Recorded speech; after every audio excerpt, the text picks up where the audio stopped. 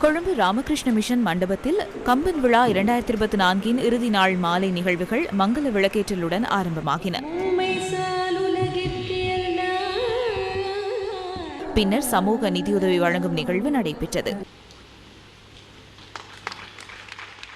சான்றோர் விருது வழங்கல் விழாவில் இம்முறை 6 பேர் விருது வழங்கி கௌரவிக்கப்பட்டனர். கம்பவாணர் அருணகிரி விருது வடமாகாண பிரதம செயலாளர் லட்சுமணன் இளங்கோவனுக்கும், பேராசிரியர் ச ஞானசம்பந்தன் விருது தமிழறிஞர் கலாநிதி மனோன்மணி சண்முகதாசுக்கும், கம்ப கலாநிதி இரா ராதாகிருஷ்ணன் விருது எலும்பியல் அறுவை சிகிச்சை நிபுணர் டாக்டர் சண்முகன் ஸ்ரீதரனுக்கும் வழங்கப்பட்டன.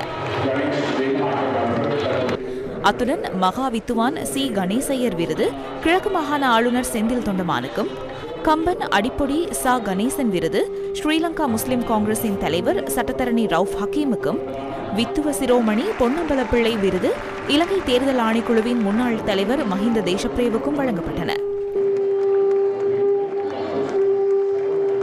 உலகளாவிய ரீதியில் தமிழ் பணி செய்த ஒருவருக்கு வழங்கும் கம்பன் புகழ் விருது தமிழகத்தைச் சேர்ந்த எழுத்தாளர் சிவசங்கரி அம்மையாருக்கு வழங்கப்பட்டது.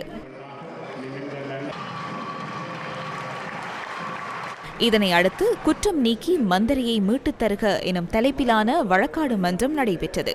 மனதை கலக்குகின்றவளாக அறிமுகமாகிறாள் மந்தரை. அந்த மந்தரையினுடைய வாழ்க்கையில் அவள் செய்த பாவம் என்பது வெறும் குற்றம் என்று இவர்கள் சொல்லுகிறார்கள்.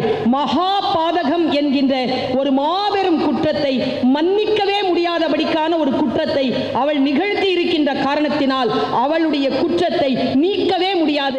கடந்த 14ஆம் திகதியிலிருந்து நடைபெற்ற கம்பன் விழாவில் இலங்கை மற்றும் தென்னிந்திய இலக்கியவாதிகள், தமிழறிஞர்கள், புத்திஜீவிகள் உள்ளிட்ட பிரமுகர்கள் பலரும் பங்கேற்றிருந்தனர்.